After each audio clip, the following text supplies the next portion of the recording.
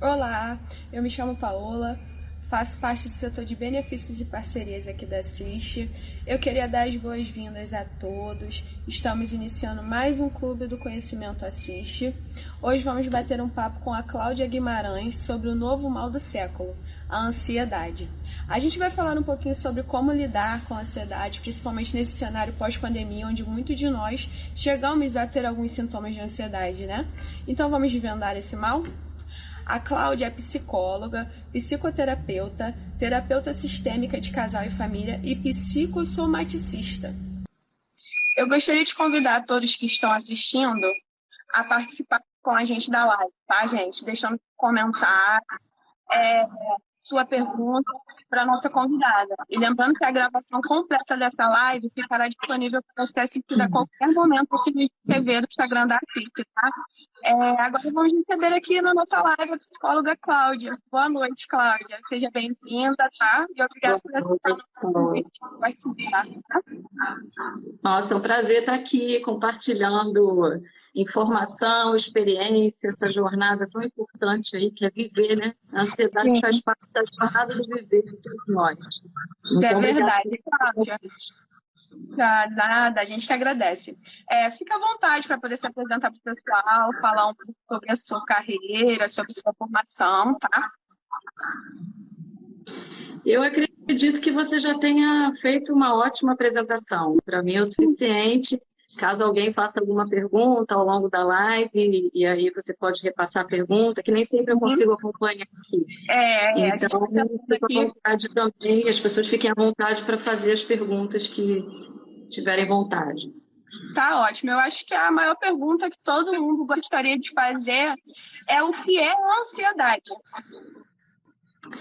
A ansiedade, né? A ansiedade, Paula, ela tem a ver com o tempo. Normalmente, uma pessoa ansiosa, ela está vivendo um tempo que não é o agora, que não é o presente. Ela é capturada para um tempo futuro.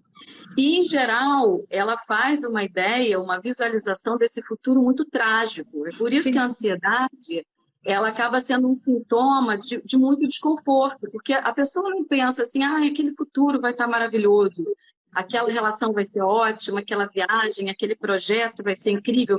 Não, ela faz os cenários mais trágicos daquela situação.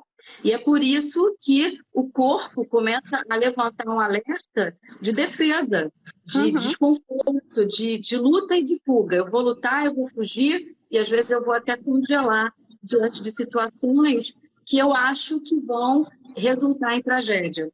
Então, na verdade, a fala do ansioso, da ansiosa, é normalmente uma fala de e amanhã como será? É como se o beijo de hoje ele tem gosto de amanhã como será? Será que a pessoa vai me ligar? Será que vai passar uma mensagem? Será que a gente vai namorar? Será que essa pessoa é legal? Então, ela não consegue viver o beijo de hoje. Não é como as crianças, por exemplo. As crianças estão lá no espetáculo de teatro e elas só sabem que aquele espetáculo acabou quando as cortinas se fecham. Enquanto isso, ela está ali no momento presente, vivendo o agora, vivendo aquele espetáculo que se desenrola à frente dela. O ansioso, ele não consegue viver o espetáculo que é o agora, que é a vida. Ele vai estar sempre, ele ou ela, nós, muitos de nós, vai ter sempre com a sensação trágica do futuro. Então, por que a gente dificilmente vê, até tem, uma criança ansiosa? Porque normalmente a criança está no presente, ela está curtindo a festa. Né? Quem convive com criança, e todos nós de alguma forma convivemos, sabe disso. Eu lembro que meu filho, quando era pequeno, a gente estava na festinha, e aí às vezes eu dizia para ele, acabou a festa, filho, já teve parabéns, vamos embora.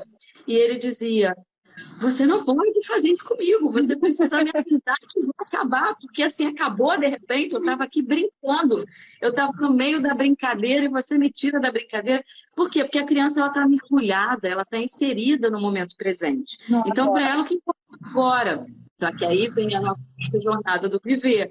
Hoje a gente não tem mais aquele leão nos espreitando na saída da caverna, e que vai nos matar, mas a gente tem o chefe que está cobrando o relatório, né? Ou a gente tem o cliente que está ligando e solicitando alguma coisa, e mandando algo. A gente tem a relação que às vezes está num lugar não saudável e vai ter cobrança, vai ter desconforto.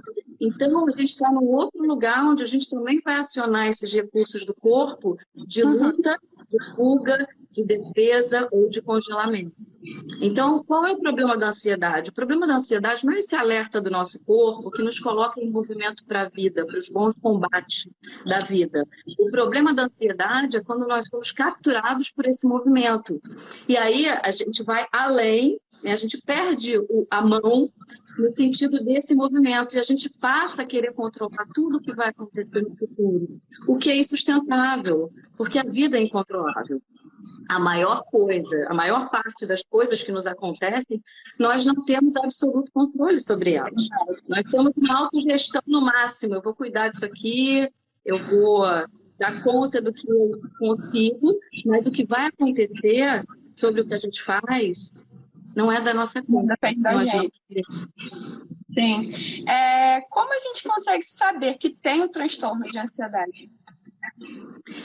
Quando você começa a ter prejuízos muito escancarados na sua rotina, né? Quando você, por exemplo, está com dificuldade de dormir, começa a afetar o sono, uma irritabilidade além da conta, um coração mais acelerado. É claro que você vai fazer uma apresentação lá para dentro da sua empresa, é uma apresentação de grande porte, para um número grande de pessoas, aquilo vai gerar uma ansiedade, aquilo vai te dar esse alerta no corpo que vai te colocar no movimento de eu vou me preparar bem para essa apresentação, eu vou trabalhar aqui a minha voz, eu vou trabalhar aqui a minha postura, eu vou fazer uma respiração aqui para me ajudar a me apoiar no presente. Ok, se eu estou vivendo o tempo todo nesse looping, onde eu estou sempre irritada, com meu coração acelerado, eu não me alimento direito, eu não durmo direito, tenho dificuldade, né, para adormecer, ou quando eu adormeço o sono é agitado, ou não consigo aquele repouso. E você começa a perceber que as suas atividades de rotina, o seu ciclo biológico está alterado. E se isso passa a ser recorrente, ou seja, não foi uma situação onde eu tenho que fazer uma apresentação, onde eu vou participar de um processo seletivo, onde eu estou aqui me desafiando numa situação nova. Se é pontual, tá ok. Agora, se você coloca a coisa recorrente, que aquilo começa a fazer parte da sua rotina, como um modus operandi, ou seja, como uma forma de viver, aí você entende que você começa a entrar no processo de adoecimento, né?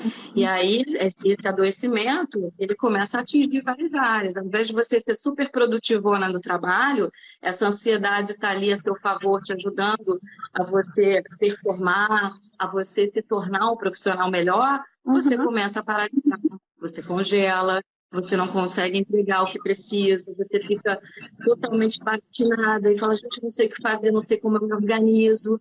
E aí você começa a perceber que isso está atrapalhando a atividade de rotina. Né? Você ganha pão, ou seu relacionamento amoroso. Né? Por exemplo, você está numa relação amorosa e você começa a querer controlar. Poxa, não me ligou. Onde foi que ele foi? Onde será que ele está?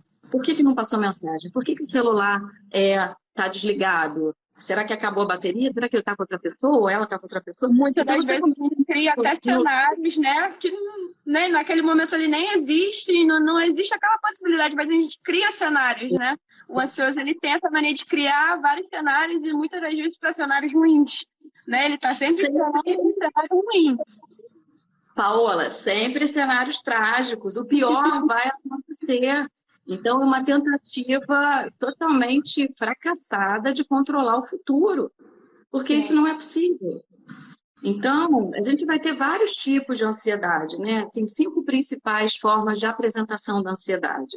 Uma delas é o TAG, o famoso TAG, que é o transtorno de ansiedade generalizada.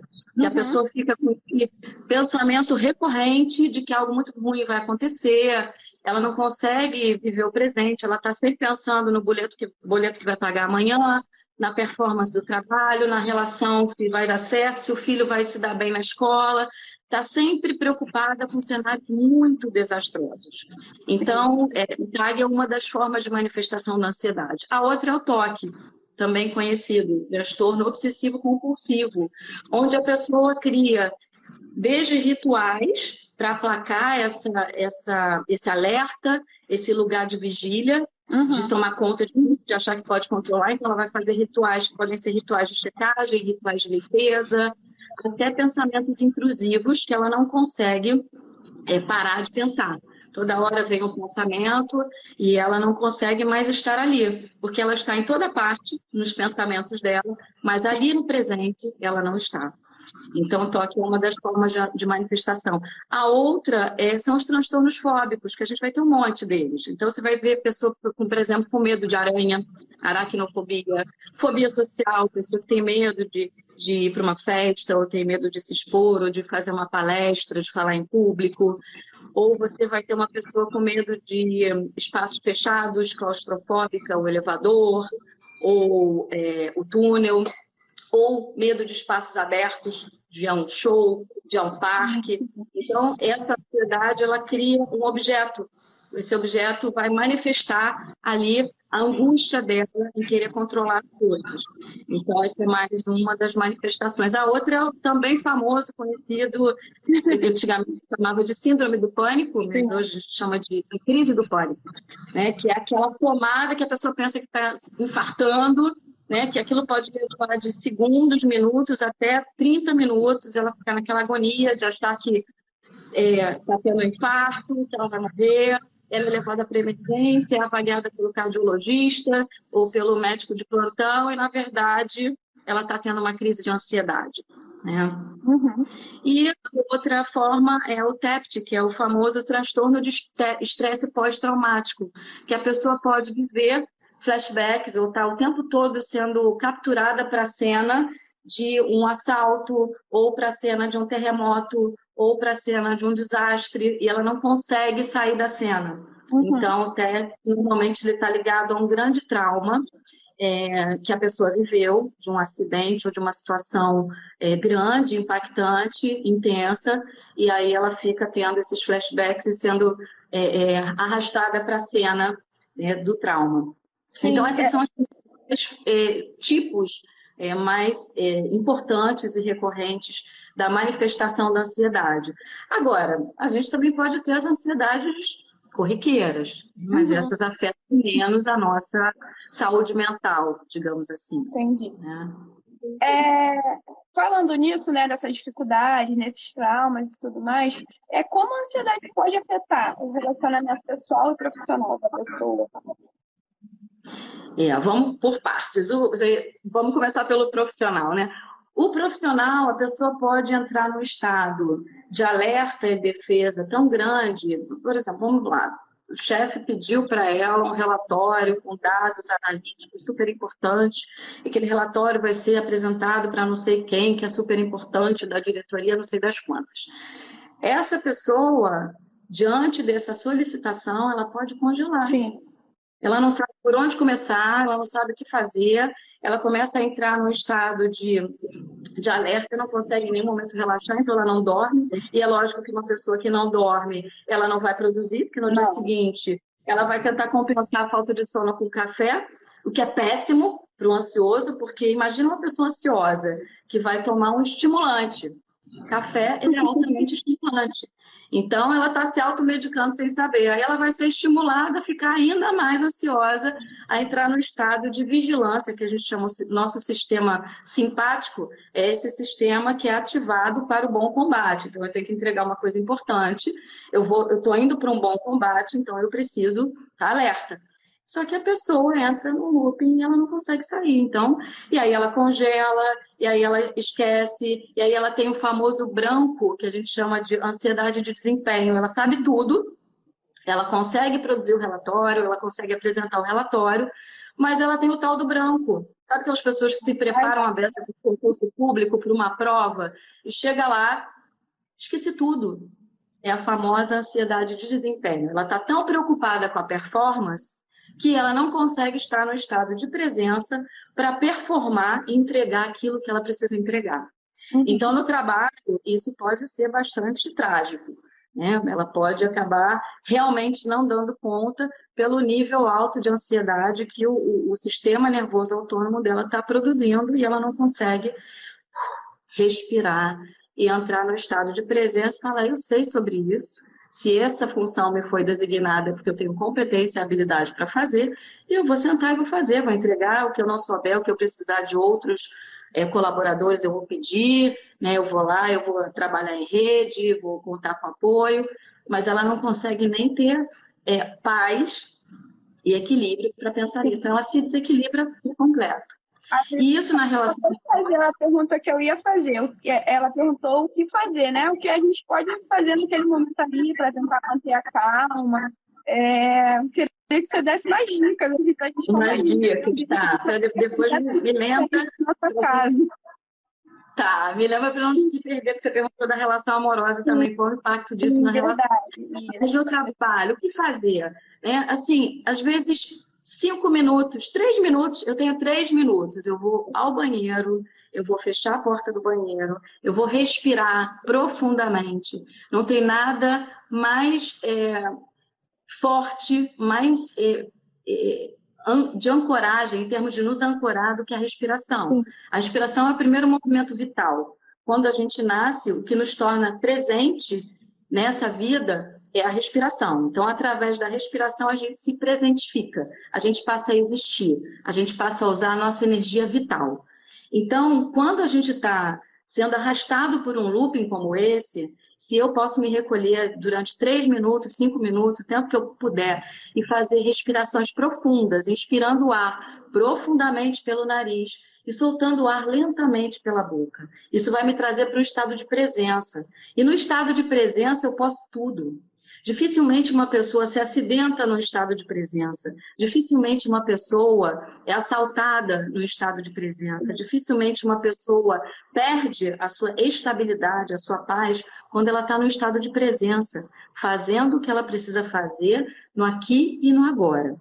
Porque ninguém é louco que vai designar um relatório, é o exemplo que a gente estava dando, para uma pessoa que não tem habilidade, competência e jornada, né, de conhecimento suficiente para entregar aquilo. Então, ela sabe, só que ela saiu do prumo, saiu do lugar de estabilidade para um lugar instável, porque ela foi capturada para um futuro onde ela acha que ela não vai conseguir dar conta. Né? Então, é isso. A respiração é uma das ancoragens super importantes para trazer a pessoa para o estado de presença. E a pessoa pode também ter práticas como meditação, que aí já é o cuidado preventivo. Meditação, mindfulness, yoga, né? Essas práticas que trazem a pessoa para esse estado de estar aqui e agora, para viver o presente com presença. Então, uma outra dica, Paola, é a pessoa não tomar café. O café vai acelerar mais ainda o sistema simpático. Então, ela vai, se ela já está com o olho esbugalhado, se ela já está toda preparada para uma luta, para uma fuga ou para uma situação de combate forte, ela vai piorar, porque o café ele é uma das drogas estimulantes. Então, ela vai acelerar mais ainda a pessoa. Então, toma um chazinho de erva cidreira, para quem gosta de chá, um chazinho de camomila, respira, né?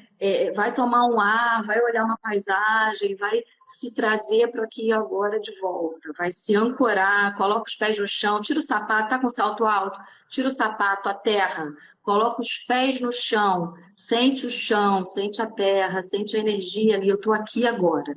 Né? E aqui agora eu vou poder o meu melhor. Sim. Agora, se eu estou em toda parte com os meus pensamentos e não estou aqui, eu vou entregar sempre o meu pior. Né?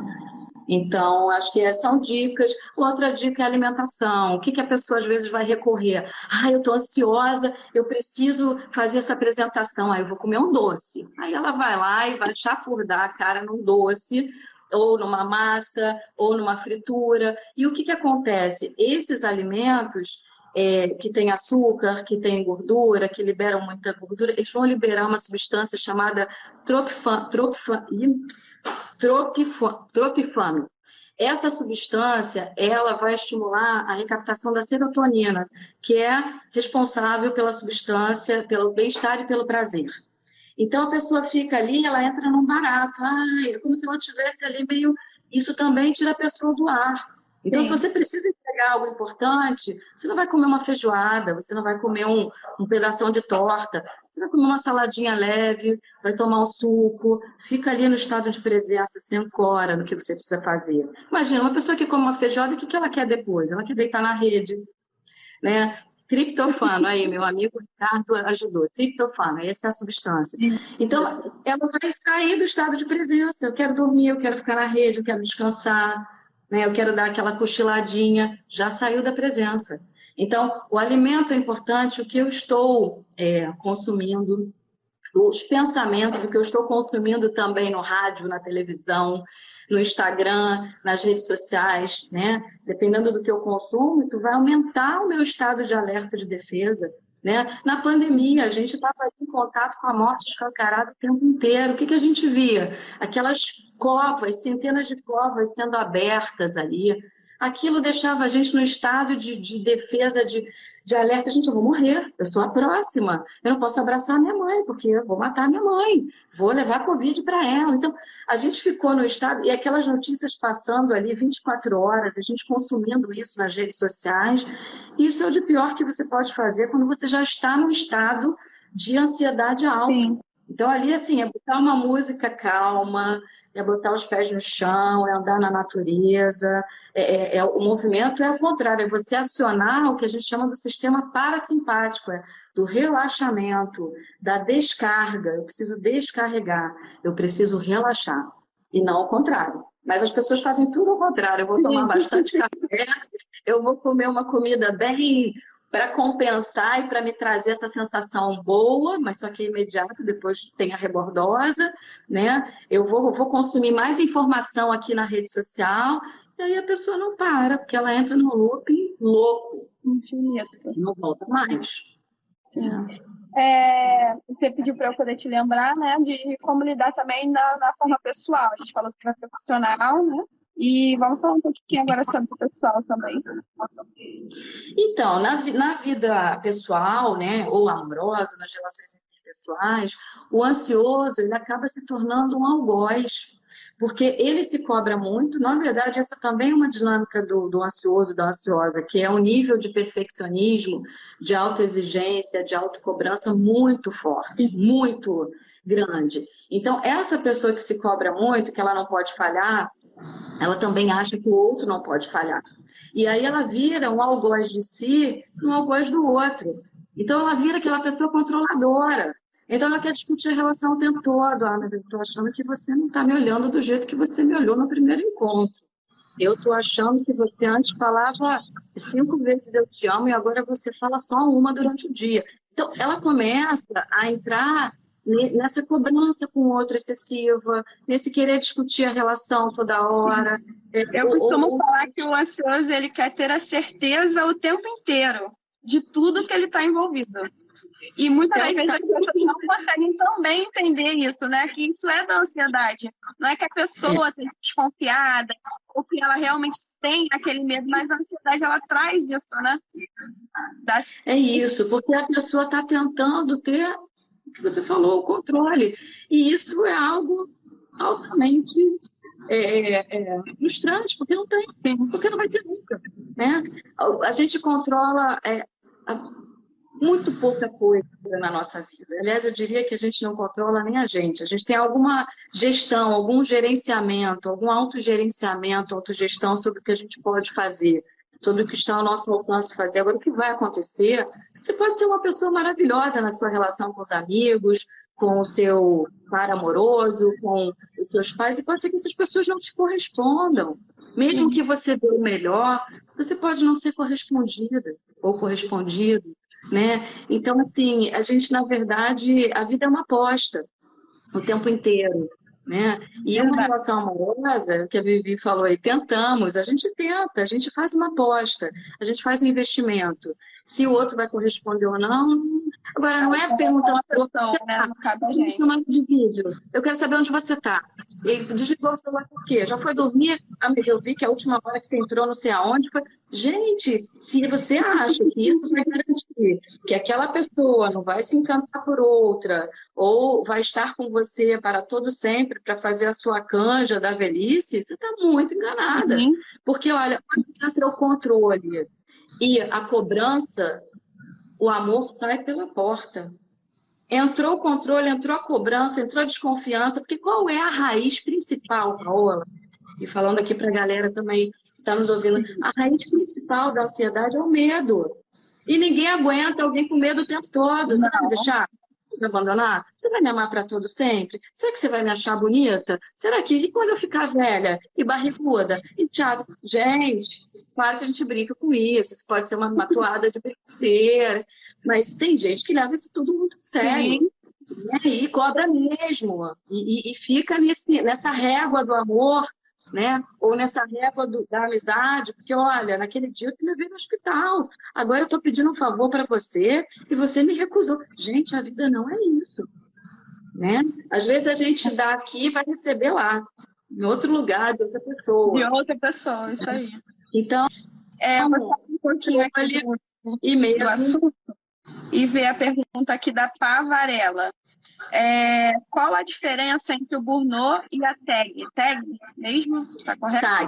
TAG, que é o transtorno de ansiedade generalizada e a síndrome de burnout. O burnout tem muito a ver, o burnout, algumas pessoas chamam, porque o termo ele tem origem na França e tem origem também nos Estados Unidos. Mas, enfim, o burnout ou burnout é uma síndrome do desgaste profissional. O burnout está ligado a um estresse relacionado ao trabalho recorrente. É aquele profissional que está trabalhando 13, 14 horas por dia e aí vira à noite fazendo coisas para entregar e está com o WhatsApp ligado e sendo o tempo todo acionado, né? Ou pelos clientes, ou pelos colegas de trabalho, ou pela chefia. Então, a pessoa entra numa despersonalização pessoal. Ela deixa de fazer as pausas necessárias, ela deixa de descansar, ela deixa de se divertir e ela fica mergulhada numa despersonalização do encargo profissional. Então, o burnout, ele está sempre vinculado a uma situação de carreira, de trabalho. Já o TAG, que é o transtorno de ansiedade generalizada, ele pode estar ligado a vários aspectos da vida, né? Então, essa é a diferença, que um tem o foco na carreira, na ocupação profissional, e o outro não, né? E os sintomas também são diferentes. No burnout, o profissional, ele pode entrar até num cinismo, ele deixa de ter empatia com os colegas de trabalho, ele deixa de se olhar, porque ele deixa de ser empático, compassivo com ele mesmo, ele passa também a não ser com o outro. Então, ele está ali, então se o colega foi embora e ele trabalhou 11 horas e o colega foi embora e ele está 13 horas trabalhando, ele vai julgar aquele colega, ele vai ficar num lugar muito... Sim, claro que eu estou falando de algumas manifestações, tá, Paola? Mas cada caso vai ser olhado de forma singular. Mas, então, é isso, é diferente, porque é muito ligado à ocupação do profissional e ele no ambiente de trabalho. O TAG, não. Entendi. Vou pegar outra pergunta aqui. Eu ia dar continuidade com as minhas, né? Mas tem uma pergunta aqui bem legal também. Como é gerenciada a ansiedade em crianças e adolescentes? Foi o Wallace quem perguntou. Então, com criança e adolescente, também com a gente, adulto. É muito importante que a gente possa ajudar a criança e o adolescente a organizar uma rotina. As rotinas, às vezes, a gente tem um olhar para a rotina como algo que vai encarcerar, que vai tirar a liberdade, mas a rotina, na verdade, ela pode ser algo muito libertador. Se eu tenho ali uma mínima lista de tarefas para fazer, ou uma organização de horário, onde eu preciso fazer aquelas tarefas, eu ajudo a criança e o adolescente a fazer isso, ele já sabe que assim, ali é a hora de dedicar aos estudos, ali é a hora de dedicar alguma coisa de um dever, e depois ele vai ter o direito de lazer. Então, ele sabe que depois vai ter aquele outro momento. Agora, o problema é que às vezes a criança fica, se ela não tem uma rotina, ela fica com aquela provinha na cabeça, ou com aquele trabalhinho que tem para entregar, E se ela não tem rotina, ela está o tempo todo com aquele pensamento, mas ela procrastina, ela vai, amanhã eu faço, depois eu faço e não faz nunca, e ela está sempre preocupada com aquilo, mas ela não está produzindo ação para resolver aquela situação. Sim. Então é aí agora que um adulto precisa entrar para dar um contorno. As crianças precisam de contorno, precisam de limites, precisam de horários, né? E são os adultos que vão possibilitar esse contorno de rotina, de ações, de funções, para que a criança possa ficar menos ansiosa. Né? Saber que sim, tem uma data para entregar alguma coisa, ou a criança pode ter uma ansiedade relacionada a relações sociais. Né? E aí, assim, é cada caso de novo, é um caso. Tem que ver se essa criança está precisando de ajuda especializada, se ela passou por alguma situação de desenvolvimento traumática e teve algum valentão na escola, que ela se sentiu mal e por isso ela não quer mais voltar para a escola, ou não quer ir para a festa, porque passou uma vergonha na festa, na última festa, então ela está ali com... Traumas, né? Que é aquilo que você já chegou falando já, né? Os traumas. Pois é. Tem que olhar, né? Ou se essa criança tem uma mãe, um pai, uma família, ou cuidadores muito ansiosos, que exigem muito, que cobram muito, que pressionam muito. Então, essa criança também pode ficar muito ansiosa para entregar resultados, né? Para entregar coisas que ela não se sente capaz de produzir ou de entregar. E aí, né, Paula, a gente tem que ver em que contexto que tipo de ajuda? É para uma prova? É para relações sociais da criança? Aí eu não sei responder, não saberia responder porque a pergunta não foi muito específica, mas precisa analisar, né? Porque às vezes a criança realmente precisa de ajuda especializada e às vezes só a família pode dar esse suporte, esse apoio para ajudar a criança a se auto-organizar. Em relação à ajuda, eu tenho até uma pergunta, mas aí abrangeria, né, todo mundo. Quando eu consigo entender que eu preciso de uma ajuda especializada na ansiedade? A ajuda especializada, eu acho que ela precisa entrar quando a pessoa já não está conseguindo fazer sozinha o caminho de volta.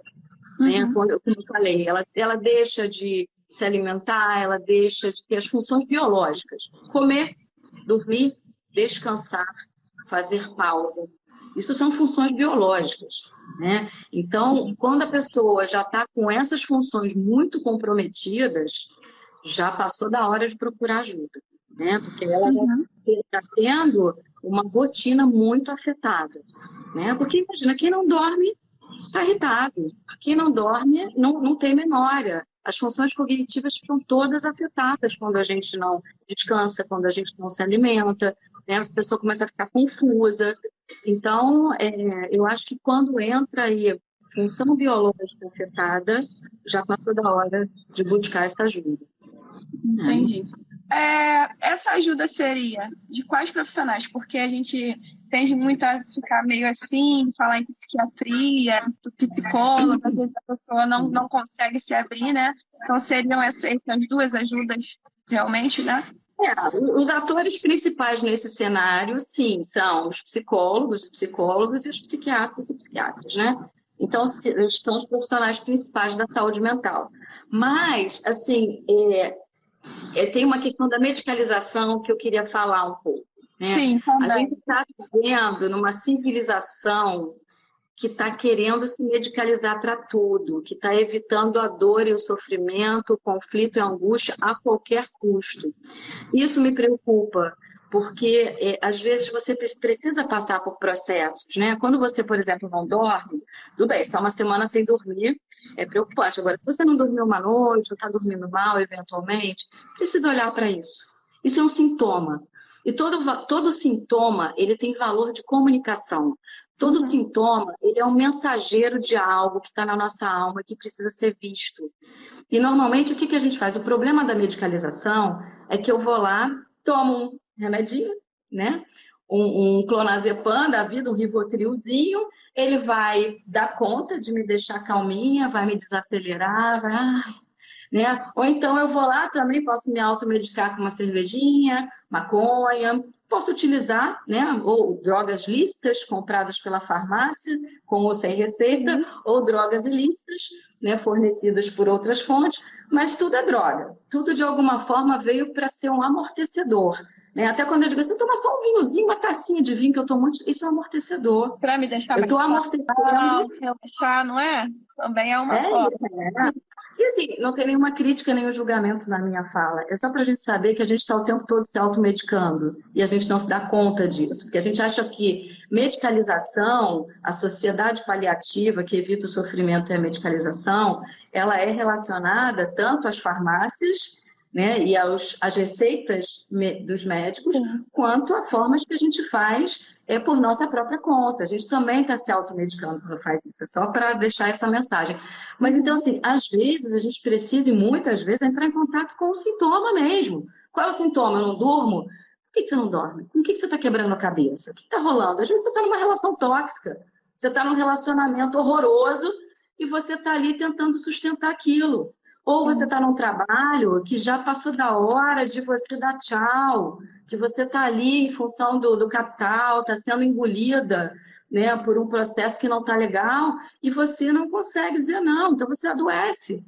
O sintoma ele está a serviço de alguma coisa. O sintoma ele é sempre mensageiro. E a psicossomática ela dá uma visão para a gente de que o sintoma é muito maior do que tomar um remedinho ou ir no psicólogo e falar das suas questões. O sintoma, se ele é amortecido de alguma forma, a gente tem um princípio que a gente vai chamar do princípio da alternância somática. Então, eu tenho ansiedade, eu estou já numa ansiedade, tenho toque, tá? Que é uma das manifestações. E aí, eu vou lá e vou medicar o meu toque. Só que o princípio da alternância somática vai dizer, mas eu preciso adoecer de outra forma. Então, eu vou fazer uma fibromialgia, que é uma dor corporal, que vai me impedir de fazer um monte de coisa também. Aí eu vou lá e medico a fibromialgia. Aí eu vou lá e tenho um câncer. Então, assim, o que eu preciso entender é qual é a função daquele sintoma na minha vida. Como é que aquele sintoma surgiu? Em que momento aquele sintoma apareceu? O que aquele sintoma ou aquela doença me impede de fazer? O que aquele sintoma ou aquela doença me possibilita fazer? Às vezes o sintoma vem para dizer, vai descansar, desgraça, porque você não descansa, você trabalha muitas horas, né? Ou você não tem momentos de pausa. Sim. Então o sintoma vem para te dizer alguma coisa nesse sentido. Ou o sintoma vem para te dizer que você está de alguma forma, repetindo uma história familiar para ficar pertinho de alguém que você ama. Então, se a gente não descobre a função do sintoma dentro do nosso sistema de vida, a gente vai só medicar ou vai só falar na narrativa dele e tentar encontrar uma saída para ele, mas a gente não vai realmente ter uma resolução do conflito interno. Porque sintoma é conflito interno, eu estou brigando com alguma coisa, eu estou em algum lugar que está ruim. Senão eu faço assim, olha, a luz do carro, né? Aquela luzinha que aparece no painel assim, falando assim, troque a luz de freio, né? Tem lá a tradução da luzinha. E aí eu vou lá, o que eu faço? Tiro o fuzil, apago a luzinha, resolvi o problema. Não, você não resolveu, cara pálida, o problema. Você só apagou a sinalização do problema. São aquelas pessoas que têm febre, tomam um remédio para febre. A febre pode estar sinalizando que tem alguma infecção no corpo. A febre pode estar sinalizando uma série de situações, de doenças, e a pessoa vai lá e apaga a febre, apaga a luzinha do painel do carro e acha que o problema do carro ficou resolvido. E esse é o problema da civilização paliativa que a gente vive. A gente quer evitar o sofrimento, mas o sofrimento está nos contando alguma coisa muito importante e que a gente não quer ver. Sim. Então a gente abafa o caso, bota para debaixo do tapetinho, vamos medicalizar. Aliás, Paula, é importante falar isso. Eu estava dando uma olhada nos dados de uma palestra que eu dei na pandemia, em 2021, e eu descobri, falando de dados estatísticos, que em 2021 o crescimento de farmácias tinha crescido em 40%. Durante a pandemia, nesse ano, abriram-se no Brasil mais 40% de farmácias. Meu companheiro essa semana estava chamando a minha atenção, a gente estava conversando sobre isso, ele falou assim, amor, você já percebeu como cresceu o número de farmácias? Fecha um comércio aqui, abre uma farmácia ali. E realmente continua crescendo, isso está querendo contar alguma coisa para a gente.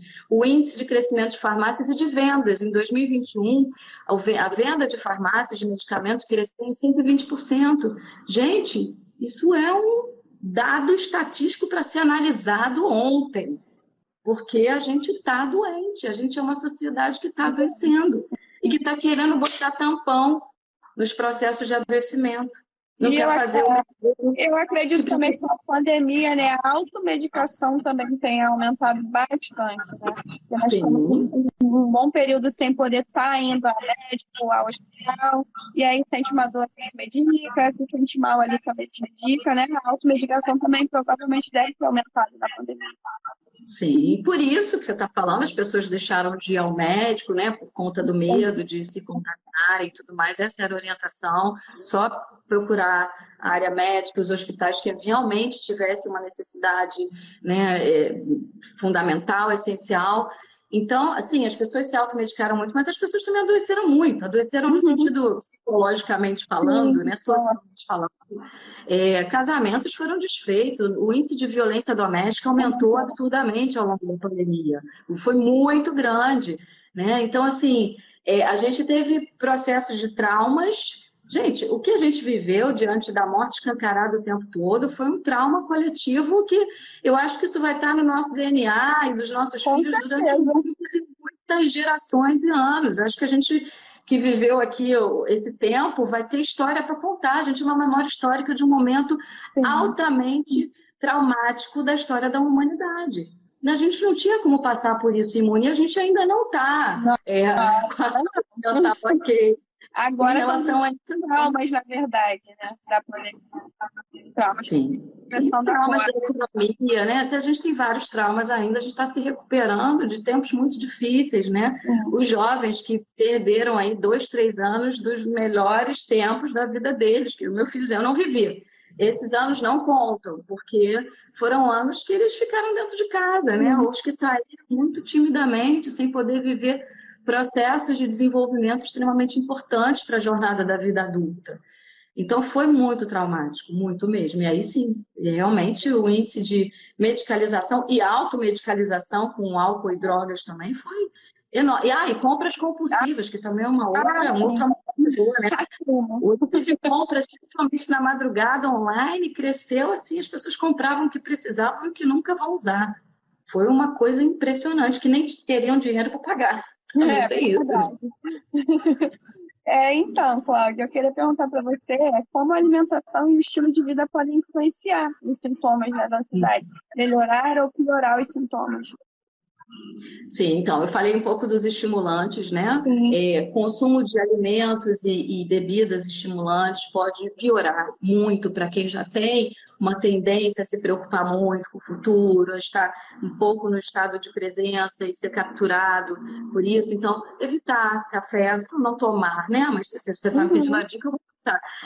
Refrigerantes, mate, café, né? Enfim, bebidas estimulantes, comidas que de alguma forma vão trazer mais esse pesar para o corpo, esse corpo que vai estar menos presente, que vai estar querendo um bom sofá para procrastinar. Então, comidas pesadas, comidas que contenham açúcar e farinha branca, que são alimentos, né, que acabam, de alguma forma, dando essa onda do bem-estar, mas que, na verdade, só está camuflando o sintoma, né? E aí você tem aquele bem-estarzinho que você comeu aquela torta deliciosa, mas depois vem a rebordosa, né? O açúcar no sangue aumenta, você ganha aqueles quilinhos a mais, né? Você fica indisposta depois, então tem uma série de efeitos colaterais. Então, assim, claro, cuidar da alimentação. Eu não sou nutricionista, mas acho que quem quer melhorar a sua alimentação seria muito importante que procurasse também ajuda nesse sentido. Sei que hoje tem tanto material disponível, mas eu sempre acho que uma ajuda especializada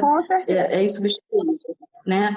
Então, se alimentar melhor e consumir também, não só consumir alimentos e bebidas que sejam legais, que sejam mais saudáveis, menos tóxicos, mas também pensamentos, né?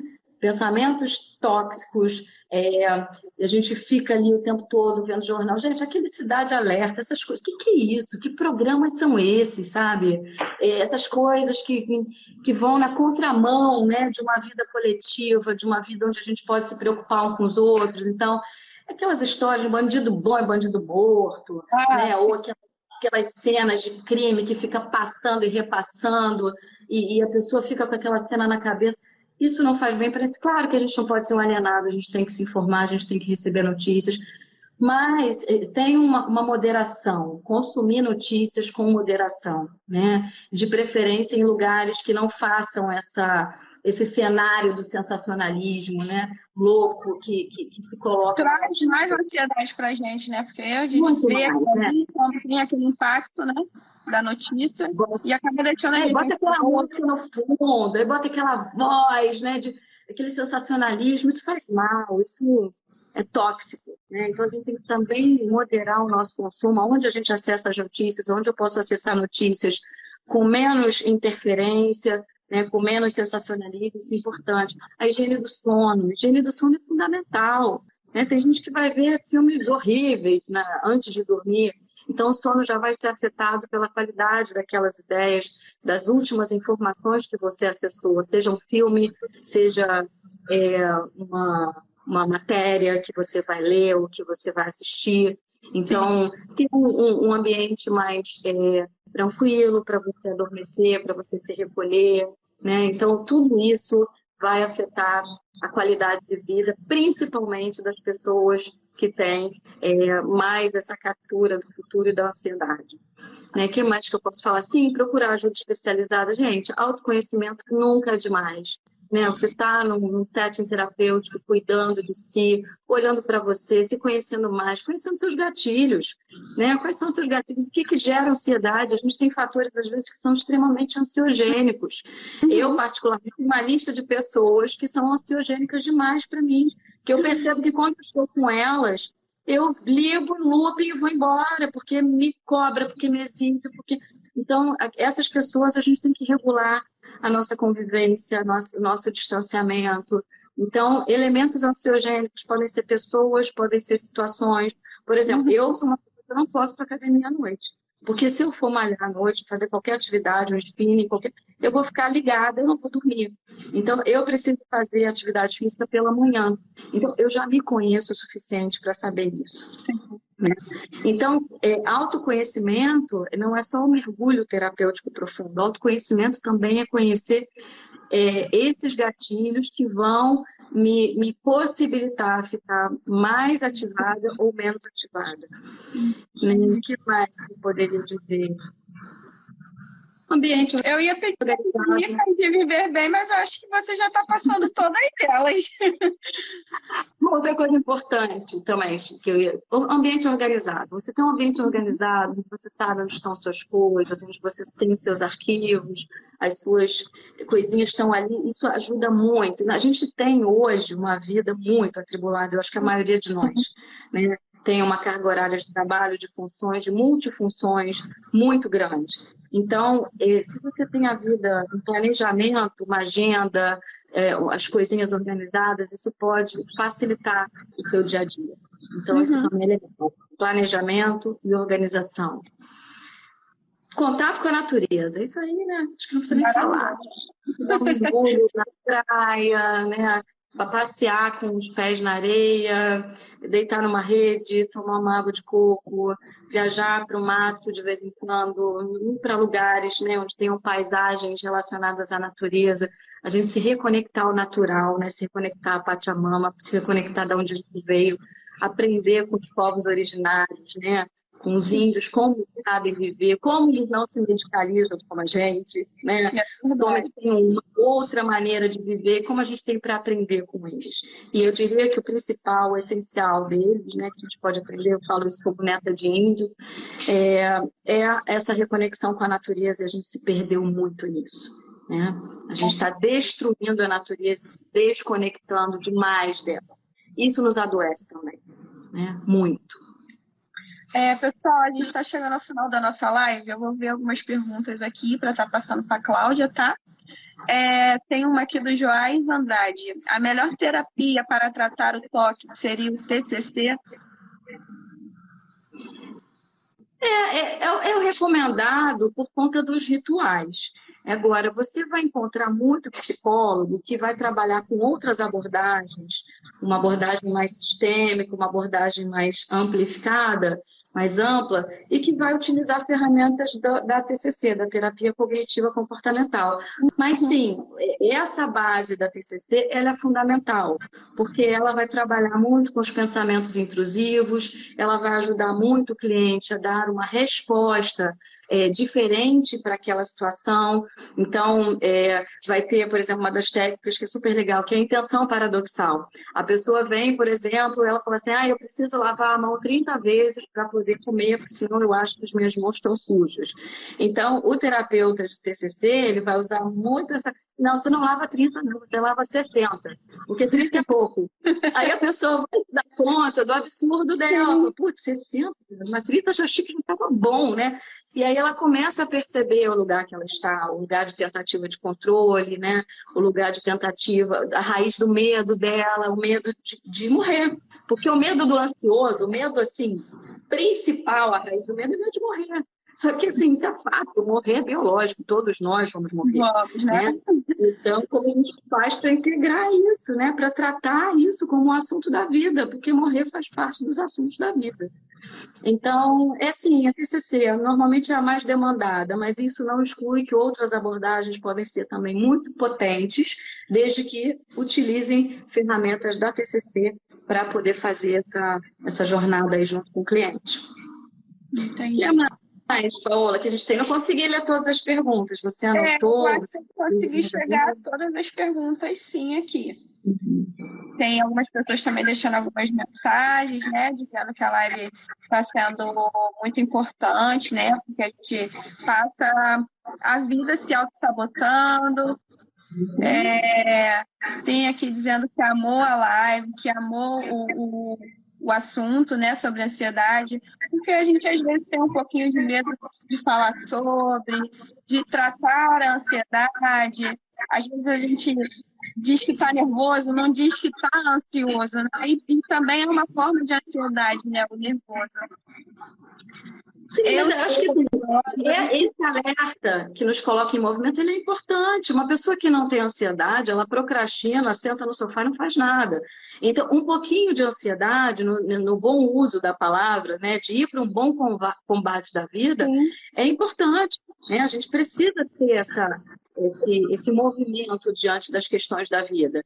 Mas a gente está perdendo a mão, e você cai nos transtornos de ansiedade, né? Mas a ansiedade, todos nós precisamos dela. Agora, que a gente possa utilizar a ansiedade a nosso favor, já que a gente está viajando lá no futuro, vamos fazer uma viagem boa, vamos confiar na vida, vamos sair da raiz do medo e ir para uma raiz de confiança, né? De poder confiar que pode dar pé, que vamos lá, vamos apostar que esse amor pode dar pé, apostar que esse trabalho vai ser legal, que eu vou entregar o meu melhor, né? O meu melhor não vai ser perfeita. O meu melhor é aquilo que eu posso estar no estado de presença, no aqui e agora, como a gente está aqui, né, Paola? Olho no olho. Se eu falei as melhores coisas, eu não sei, mas eu sei que eu estava aqui com você e com quem estava aqui nesse momento presente, prestando atenção no meu estado máximo aqui e agora. Eu não estou aqui pensando qual boleto que eu tenho que pagar amanhã, qual o cliente que eu tenho que atender. Não estou aqui, agora eu estou aqui. E isso é o melhor que a gente pode entregar, né? É o beijo na boca, que é o beijo na boca que está sendo dado agora. Amanhã eu não sei se vai beijar de novo, se vai casar comigo, se vai se separar, se vai arrumar outro ou outra. A gente precisa entender um pouquinho que não cabe só a gente, né? Cabe às outras pessoas também, né? Exatamente. Né? Eu estou inteira agora, né? Se o outro está, se a outra está, aí já não é meu dever de casa, né?